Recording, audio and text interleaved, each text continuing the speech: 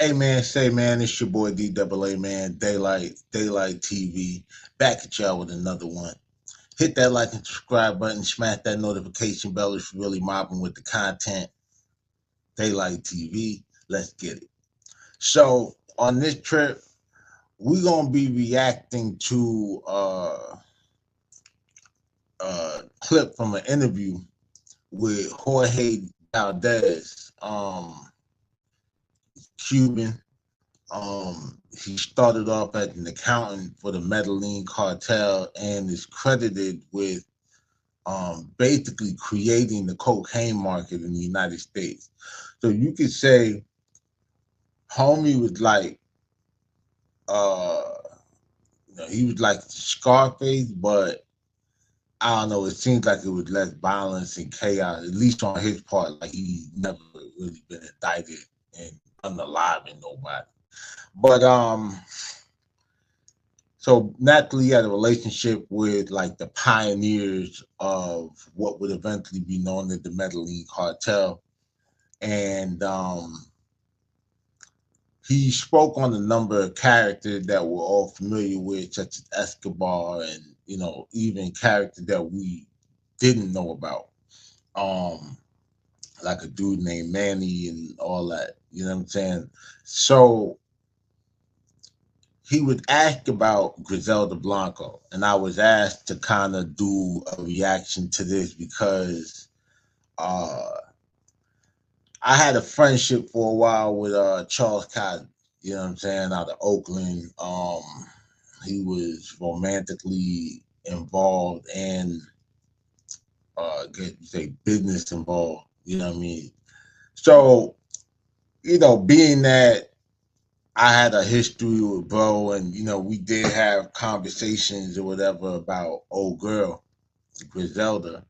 They asked me what was my take because basically bro got up here and said that, Griselda was essentially a nobody.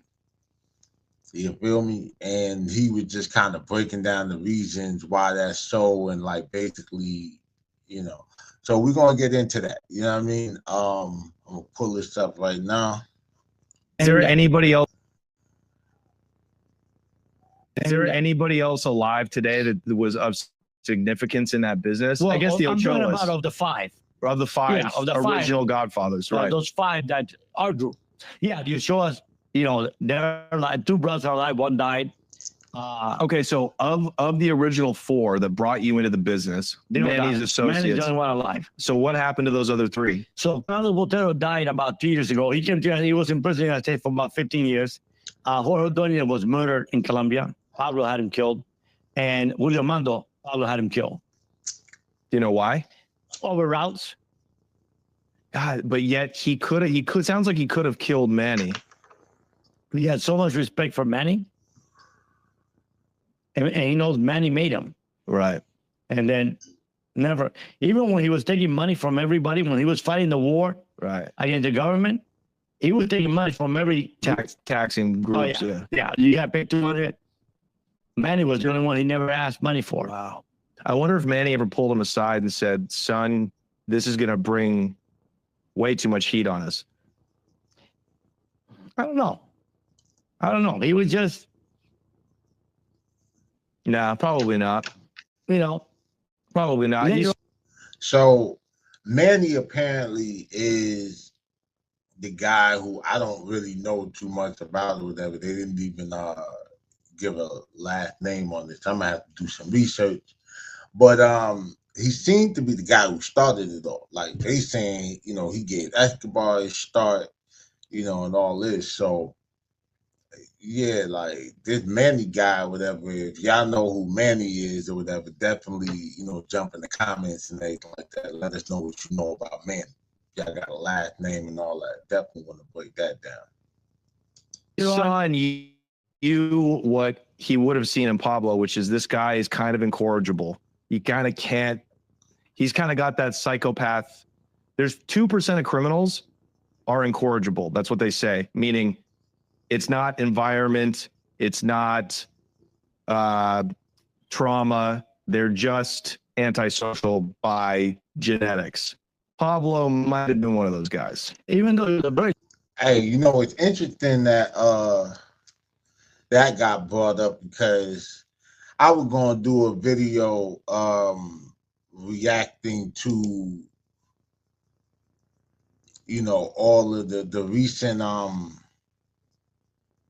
situation with Jadakiss being on the Joe Budden podcast with his dad and people questioning his credibility in the streets because they found out that he went to private school and you know, came from a two-parent household. His father was, you know, gainfully employed for a number of years with the same, you know, in the same industry, corporation, whatever, the whole coffee game. So, you know, like you said, 2% of criminals, you know what I'm saying? Like, in court, like it's not that they, you know, because I mean, both still growing up in Yonkers, you know what I'm saying? But like, I don't want to get off the subject, but that's just kind of interesting or whatever. And, you know, it's an interesting segue into that one. But anyway, let's keep going and see, because they're going to get into the part about Griselda. He's just going through all the characters in the cartel at the time. very likable guy. Right. Tell us. The Gasha was different. Man, What was he like? Okay. So Gasha, if people want to know, Gasha is, if you go watch Narcos season 1, it's Luis Guzman's character. right? It's El a big-headed, Mexicano. fat They dude that call him wears, the Mexican because he right? wears Because he wore cowboy Mexican hats. right? Right. He, I used to say that he whispered, he didn't talk. So he would go up to you and say, you would go to him and say, you know, I want to borrow 100 kilos. And he's like, okay, Michael, I'll give you 100 kilos and I'm going to charge you 115 kilos back. When are you going to pay me? And you say, I'll pay you in 30 days. He said, you sure you don't want 40 days? No, in 30 days, I'll pay you. Okay, what day? February 28th. What time? 1 o'clock. If you were not there at 1 o'clock, February 28th, you're dead. That was it. No conversation. No conversation. You couldn't come at 2 o'clock. Even if you had the money. If you, Tell us about Griselda. So we're going, okay, now we get into the part with Griselda. But that thing what he said about gotcha, like, you know, naturally not on that scale or whatever, my ashtray right there. But anyway, not that they were on that scale, you know what I mean, of a Griselda or, you know what I'm saying, like Cartel Medellin or whatever. But I knew niggas who felt like the reputation for, I guess you say, swift violence or indiscriminate violence or whatever, when it came down to payment and being a no-nonsense type of person, like, you know, Big Worm, you know what I'm saying? Like, I'm going to be at 10 o'clock, not 10:05, not 10:15, not 10:30, you know what I'm saying? 10 o'clock, better have my money or I'm going to kill you and him. You going to kill me for real? So, yeah, it's like, it's niggas like that. Like, even the dude broke down to me how he said, yo, if a dude, say you got a dude that owe you $100 and you got a dude that owe you $1,000. The dude, the $1,000 is like a significant amount or whatever, and shit, you kind of need that money and shit. So you might not hurt the dude that owe you $1,000 because you need them healthy enough to go out there and get that money. The dude that owe you $100 is like, you know, you in the game, $100 come damn near every 5-10 minutes. You know what I'm saying? Like a bus, right? So you could afford to kind of like lose that $100. So what you'll do is you might go and put the dude that owe you $100, like you might, you know, bang him up or whatever and shit and put him in the hospital for a couple of weeks. You know what I'm saying? Or at least send him, you know what I mean, an ambulance ride. Now, when the word hit the street that happened to Buddy over $100, the dude that owed you $1,000 is finna hit you up like, hey, bruh, I just want to let you know what I'm saying? Like, we good. I'm getting that together for you right now. You know what I'm saying? Because he's just thinking to himself, I owe this nigga $1,000, and he just put this nigga in the hospital for 100. You know what I'm saying? Like, so it could be 10 times worse for me because I owe him 10 times as much. And then before you know it, nobody wants to owe you $100, $50. Like, nobody wants to find out. You know what I'm saying? So that's like, that's just the, I guess you say, the sociopathic, like thinking and shit, or the psychopathic like thinking and shit. You know what I mean? But yeah, let's get back to it because he about to get into this whole Griselda joint and shit. Never met her. Did you even, was she really? Was not even in the radar. All the stuff about Griselda, it really got me upset that, I used to be a big fan of the actress, but and I guess she's an actress, it's fine. But, I have a Colombian wife and I have Colombian kids, and I hate for everyone to stereotype that every Colombian woman is a whore or a drug dealer, and the fact that this is what I'm going to tell you about Griselda. I never met her. I never even heard her name ever. When did she come to prominence in Miami? Never. As far as I was. Wow. I went to, I got out of the business in '87. Till then, I had never heard her name. But I'll just tell you this. I'm just going to appeal to your common sense. In '78, according to the thing, she comes to Miami with a kilo for $28,000. Well, when it's really going for 45, and it's costing that much in Colombia, right? Mm. So that didn't make sense to me. The fact about Pablo fearing her, I can attest to that. Pablo's only meant to bring a government to his knees. Right. He blew up freaking airline. He blew up the entire Supreme Court. Right. You think he's scared of a woman? Right. Yeah, not. Everyone knows that she was a cheap prostitute in Colombia. Mm-hmm. Yeah, like that whole thing about Escobar, like just me knowing the timeline, right? It never really made sense, but I understood that, two organizations could be operating at the same time and shit like that or whatever. But I mean, Pablo wasn't scared of the Cali boy. You know what I'm saying? I'm just saying, like, they were way richer. They, you know what I'm saying? Like, they had way more like structure around them, you know what I mean? Like, in resources and shit that made them like formidable. So yeah, I kind of could see, you know what I mean, where that ain't a thing. So here's the bottom line, okay? She goes to New York, gets charged with 2 murders that get dropped because her hitman or whatever is having phone sex with the prosecutor. Right. I don't buy any of that, but let's say that's true. But she's given a 10-year sentence. Which is crazy. Okay? And does 5 years for medical reason. Well, if she was supposed to be bigger than Pablo, if you hadn't got hold of Pablo, he'd be given 10 years. Jorge Ochoa, just did 25. Right. Who was a godfather, who was an actual godfather. Who's supposed to be less than her. Right. Yeah. And then she got out in 5? No, that's crazy. I never bought that. Yeah, like I never even heard nobody say that she was bigger than the Ochoas. Like, that shit crazy. I know that, they was on her head because Marta, I believe, she killed Marta. You know what I'm saying? Like, and Marta, if I'm not mistaken, was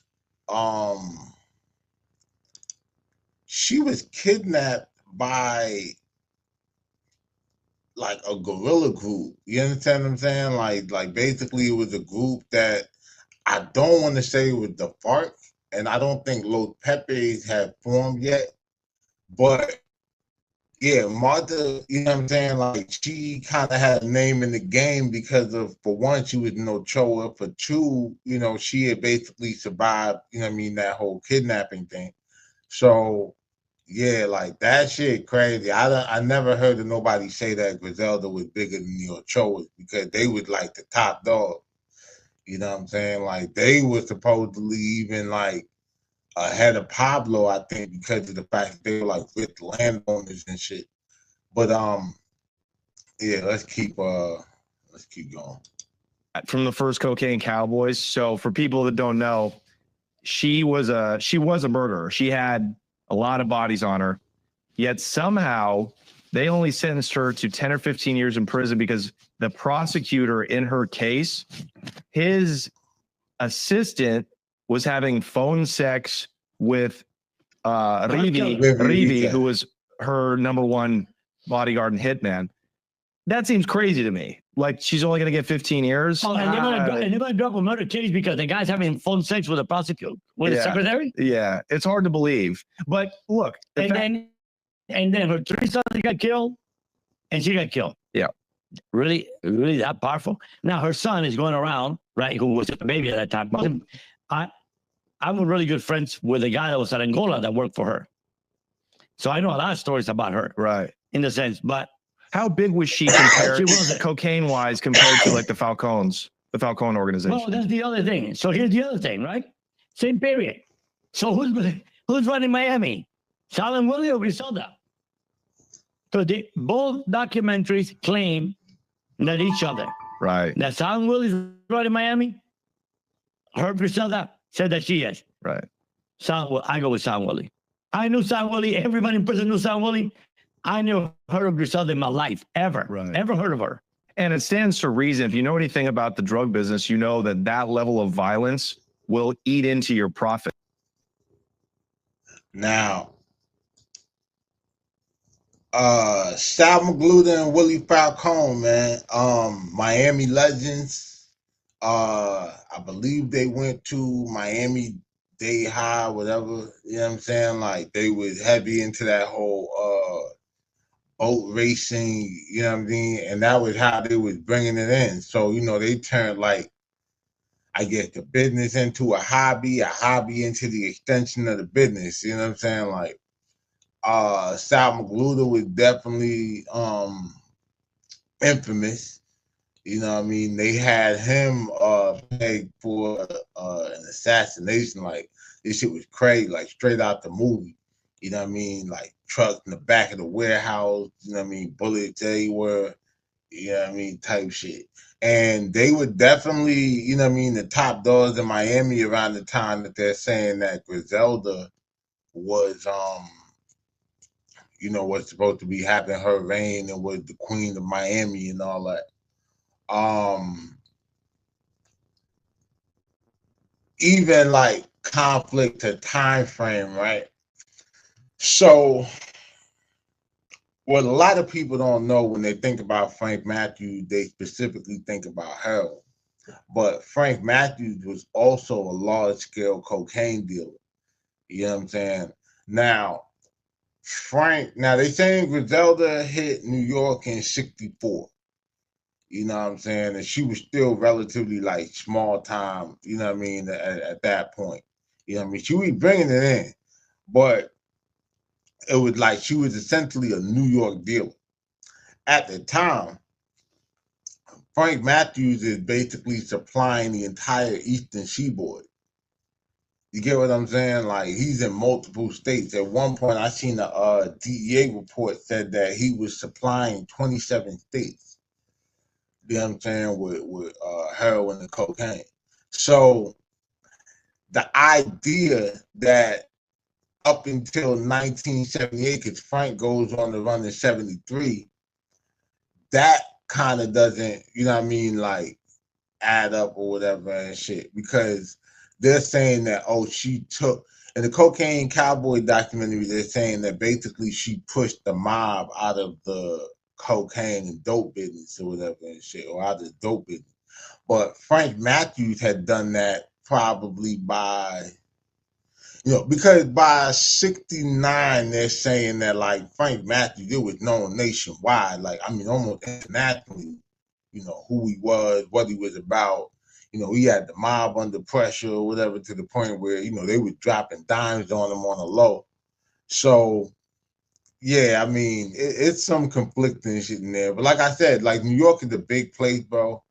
It ain't really like no one person runs New York, but to say that you dominated the trade now because she Colombian, you know what I mean, might, you know, thing. But I'm pretty sure Frank Money might have been longer, you know what I'm saying, like, than Shorty. We don't know. But anyway, I'll do some more research on that before I just like stamp that all the way. But let's get back to it. People don't want to do business with you. She was killing people that owed her money. So it's like you're going to reduce the amount of money you make. She became famous by killing her husbands, right? 2 husbands.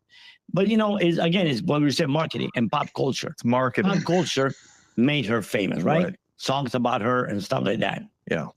I had never heard of her. And I heard of anyone that was anybody till 1980. And from, I don't know, 80 to 84, I was in prison, even though we had a lot of stories in prison. But from 84 to 87, when I got out, I never heard of her. I heard of her when I saw that Billy Corbin's deal. So you just knew about the violence that was going on in Miami at that time. That's the only thing that you were aware of. But you know, that documentary claims that she. Yeah, see, I never heard of Shorty either until the documentary dropped. And the way I even heard about it was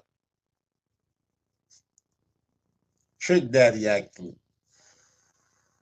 Because he would do it like, he was just breaking down like there's a whole nother side of Miami or whatever outside of the, you know, booty shaking and everything that Luke, you know what I mean, made the hip hop scene like known for.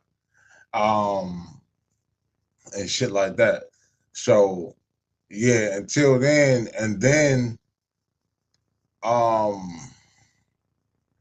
around that same time, when I was doing the whole new drug game joint and I was dropping my first mixtape, was when I got acquainted with Charles Cosby. And then he started telling me whatever. That was the second time I heard the name. And that was the time that I actually went and like looked up who Shorty was. You understand what I'm saying? Like, and actually when it got the DVD, like, yo, who is this nigga? He's saying he's gonna be on the DVD. I'm not gonna bullshit you. I went and got the shit on bootleg, so I didn't even see the bonus clip where they were talking about him or where they showed like an exempt from Cocaine Cowboy 2. You know what I'm saying? Because I'm meeting homie in like 06. You know what I'm saying? Like. And then like we really got like cool in 07.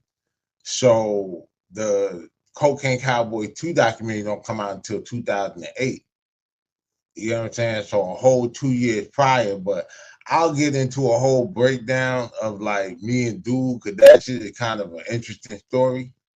You know what I'm saying? For real, like a little drama, you know what I'm saying? Entertaining, you know, but yeah, back to this shit though. She was the main group perpetrating that violence, which again, I find hard to believe. I think it was just a bunch of people trying to get in on the action. All these people, all this documentary claim that they are the ones that created the whole drug traffic in Miami. Yeah. I'm the only one that didn't claim that. Right. I'm the only one that said, just as the prosecutor, he accused me of it. I didn't. How many kilos did you bring in? I said, I don't know. Why am I going to say that? I think Manny might be, if you were gonna try to put a label on it, I think Manny might be the founder. I would say he would be the founder of the cocaine business in the United States. But I think you, and in Colombia, I would say the beginning of it all was Manny Garces. Yes, Manny Garces. That was the beginning of it all. He was McDonald's, but you were Ray Kroc. You were the guy that took it from the founder and made it a franchise. Right. Does that make sense? Yeah, I'm the one that found the buyers. I'm the one that found the ministers of finance in Tortola, in Grand Cayman, in Liechtenstein, in Zurich. I got their names. You know, all those people know that they did all this money laundering and the Bahamas and Panama and all that. You built it into the industry. Yeah. So what about the cops? What about the judges? What about the prosecutors? You know, it's pretty well known that, especially in the late 70s, early 80s, you could buy off Miami law enforcement. We did. All of it. except DA or FBI. But a judge you could pay off, No federal judge, though. but you could pay off a state judge. In a book that I read about, talking about Shelby Highsmith, who was my lawyer, that was a straight base. It talked about him that is such a lie. The guy was so straight. I offer him. His brother-in-law was Peter Fay, the chief judge of the Fifth Court of Appeal. Alan Dershowitz did my appeal. You heard of Alan Dershowitz? Of course. My appeal got granted certiorari for bond all the way to Supreme Court. I told Shelby in 1980, tell your brother-in-law, I'll give him $1 million for them to rule on my behalf. You know what was my behalf? It was, I had Jim Baker, the dean of the law school of Harvard. My case was this. My closing argument was this. My client's a drug dealer, made tons of money dealing drugs, but my client has never committed a crime in Macon, Georgia. And he has a constitutional right to venue. You have a right to be tried where you committed your crime. I never been to Macon, Georgia. Right. So I had everything for the courts to rule on my behalf. Right. On my behalf. And you know what he said to me? If I told my brother-in-law that I give him $1 million, which he probably needs and would enjoy, he would lock me up. Wow. So you got the unlucky fortune of meeting the one straight judge. So there you have it, man. Jorge Valdez, they call him the original cocaine cowboy. He's saying Manny Gratches was, you know, basically the founder of the cocaine trade in Colombia and the United States. Like, you know, he basically put it together. So that whole thing about Griselda being, and I'm just looking it up or whatever. I was just looking it up on my phone while the clip was playing. About her being the first, you know, trafficker or whatever in the United States. I'm guessing it's cap, like from what I'm hearing here, and just a little bit of stuff that, you know, I was able to pull up in that short time. Like, I'm gonna show y'all just all this shit. Like, so with this one right here, that's the PDF file that I just downloaded. Y'all can see that shit right there. And like the shit in here is crazy, like, cause they kind of giving, you know, a breakdown of like his history, you know what I'm saying, like all that shit. But yeah, so a lot of holes. But you know what's interesting about that is people have been asking me to do a reaction to Charles Cosby's Vlad interview, right? And just basically because I did, you know, I was cool, bro, for probably about 6 years, you know what I'm saying, maybe 7. You know what I mean? I think from 06 to 2013, you know what I'm saying? Like, we was cool before, you know, we had our falling out and shit. You know, it gets a little more complex than that. And there's other people involved, you know what I'm saying? Like, so when I actually do the content, I wasn't really sure if I was going to do it, but this is kind of the start of it. But yeah, like they were saying, bro, shit gets sensationalized. It's like the idea that a lot of people on the outside looking in think that Rich, AZ, and Alpo was like the biggest niggas in Harlem, which is cap. They just have the most sensationalized story because of what happened. And really, the thing that made that story so big was really the whole fact that Preacher was involved in keeping it a stack. You know what I'm saying? Because at that time, like, Preacher probably been on the streets close to 30 years, like wreaking havoc. You know what I'm saying? Like, you know, on certain niggas. So there was certain dudes he couldn't press no line on like that. You know what I'm saying? But yeah, dog. And you know, Michael, after Charles did his interview or whatever, you know, and they were asking me about that, when Michael Corleone Blanco, which is her last living son, uh, when he went on Vlad, after Charles went on the CC, which is what, you know, we call him, Vlad asked him, you know what I mean? And, you know, Michael, to his credit, you know, he was a class act about it. Like, cause he said he wasn't really on there trying to defame anybody or, you know, make anyone look bad. But he basically answered the question without answering the question. You get what I'm saying? And basically made dude seem like, you know, made dude out to be like a fraud. And it's not surprising. It's surprising, but it's not surprising or whatever. It just kind of let me know. It's like, you know how you know something fucked up about a nigga, but then it's like you don't really realize how deep it goes. You know what I'm saying? And then you find out later, like, oh shit, that's nasty work. That's kind of like what it was, you know what I'm saying, with the nigga CC. But, you know, I still be seeing people out there, whatever and shit, you know, Jack and Bro, you know what I mean, and all that. But, you know, we'll get into that later. But as far as his OG, Griselda Blanco, ex-lover, you know what I mean, and all that, I mean, she was definitely a figure in the game. I don't think all of that shit that she did was made up. You know what I'm saying? I just think that how that nigga J Main would say, they over whooping.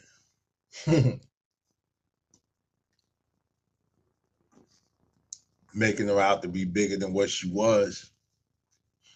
And, you know, they do that with a lot. Like, even the DA, like, to just to kind of play devil's advocate, you know, for Griselda, like, the DA always, every time they indict a new case, they always do this thing where they say, oh, this is the most significant trafficker, or this is the biggest, you know what I mean? Like, so it just always goes down the line, like, oh, this is the most dangerous group. You know what I mean? Like, they do that shit with gangs all the time. You know, it'll be like 4 gang indictments in like 3 years. And each indictment is like, this is the most dangerous group terrorizing our city. And I guess or whatever, it's like you just go in the pecking order. Like, you know what I mean? So you got the big, or you maybe you started from the bottom, or maybe you started from the top, and it just trickled down. Because like I always say, if your ass or whatever is, you know, involved in any gang shit, or you're beefing with another organization, that organization gets indicted, you're probably next. But let me know what y'all think or whatever about this clip.